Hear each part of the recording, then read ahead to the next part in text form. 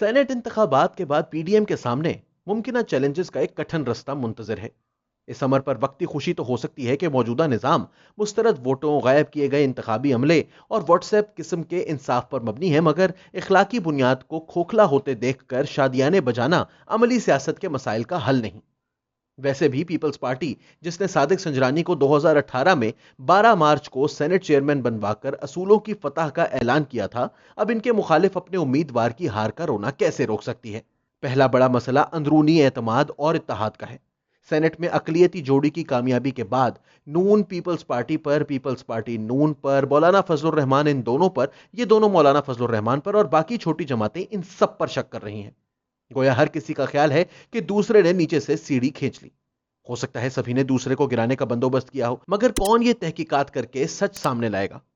सादिक संजरानी के पिछले दौर में अपनी सफों से भागने वालों को पकड़ने के लिए जो एहतसाबी कमेटी बनाई गई थी, वो अपनी मौत खुद मर गई। भगौड़े ना पकड़े गए, क्योंकि अगर भगौड़े पकड़े जाते तो भगाने वालों का नाम भी सामने आता और इस तरह दोनों जमातों के बड़े नामों को शर्मिंदगी का सामना करना पड़ता। इसी तरह इन सवालों का जवाब कौन तलाश करेगा कि क्यों फारूक एच नायक वोटों की गिनती के दौरान मुमकिना तौर पर मुस्तरद किए जाने वाले वोटों को एतराज उठाए बगैर मखसूस टोकरी में डालने के अमल को खामोशी से देखते रहे। जो कानूनी नुकात उन्होंने माइक खोल कर सैयद मुजफ्फर शाह के सामने रखे, वो उस वक्त बयान क्यों ना किए जब ये वोट अलहदा किए जा रहे थे? और ये क्या कहानी है कि 7 मुस्तरद शुदा वोट एक ही किस्म की गलती का निशाना बने? अगर इलेक्शन करवाने वाले अमले ने वोटों से मुतालिक ब्रीफिंग में मोहर लगाने के बारे में वो हिदायत दी थी जो सही साबित नहीं हुई, तो फिर इन हिदायत पर सिर्फ पीडीएम के मेंबरान ही क्यों गुमराह हुए? मौलाना गफूर हैदरी के इंतखाबात में मुस्तरद वोट का मसला नहीं था। वहां पर तो सीधा सा वो इनहराफ था जो 10 वोटों की हार में तब्दील हुआ। क्या पीडीएम के जय्यद सियासतदान ये इल्म नहीं रखते थे कि गफूर हैदरी एक मकबूल उम्मीदवार हैं या मुतनाज़े? सियासत में पीएचडी करने वाले अपने उम्मीदवार की वक़्त ना भांप पाए, ये कैसे मुमकिन है?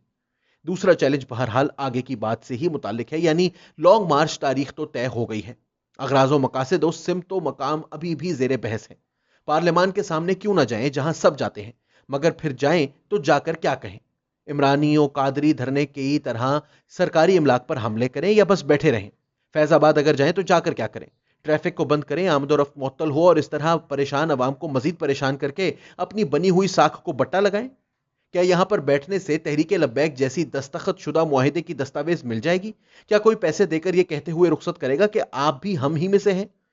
क्या कोई छोटा मोटा इस्तीफा हासिल होगा? नहीं होगा तो बीच सड़क मिट्टी फांकने के अलावा कौन सा मुनाफा सियासी जेब में मुंतकिल होगा? पिंडी जाने की तजवीज बयान करने में तो भली मालूम होती है, मगर सदर बाजार और जीएचक्यू में बहुत फासला है। लाउड स्पीकर्स का रुख पिंडी की तरफ मोड़कर अगर बयान ही देने हैं तो इस्लामाबाद में प्रेस कॉन्फ्रेंसेस में क्या बुरा है? एक दिन का लॉन्ग मार्च या 7 दिन का धरना कर भी लिया तो क्या होगा?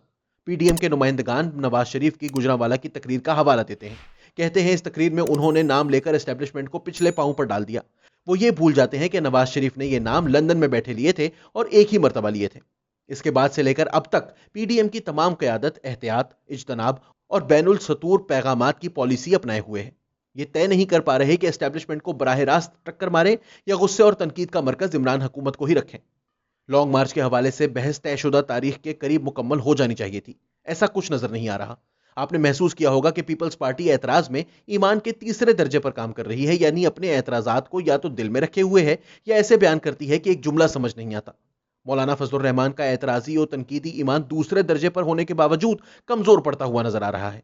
इनके जुमले और हमले खत्म होते हुए जाड़े की तरह हैं। कभी कभार मौसमी तब्दीली टेम्परेचर ऊपर नीचे कर देती है, वरना खामोशी में ही आफियत समझते हैं। ईमान के पहले दर्जे पर मुस्लिम लीग नून को फाइज करने की कोशिशें जारी हैं। इसको कहा जा रहा है कि अमली सियासी लड़ाई में हरावल दस्ता वो बने, सियासी बुराई को हाथ से रोके। सेनेट इंतखाबात के बाद नून लीग के बहुत से जोशीले अब होश के नाखून तलाश कर रहे हैं। इनको कुछ समझ और अकल आ रही है कि हफीज शेख की हार से मिर्जा मोहम्मद आफरीदी की जीत तक जो मामलात बने वो महज वाकयाती या हादसाती नहीं हो सकते। और फिर अगर नवाज शरीफ को मीडिया से गायब करने की पॉलिसी के साथ मरियम नवाज को नैब तहवील में वापस भेज दिया गया तो नून लीग कितना मौसर किरदार अदा कर पाएगी? ये वो अमूर हैं जिन्होंने पीडीएम को अपने नरगे में लिया हुआ है। मुल्क के तीनों ऐवान इनके हाथ से निकल गए हैं।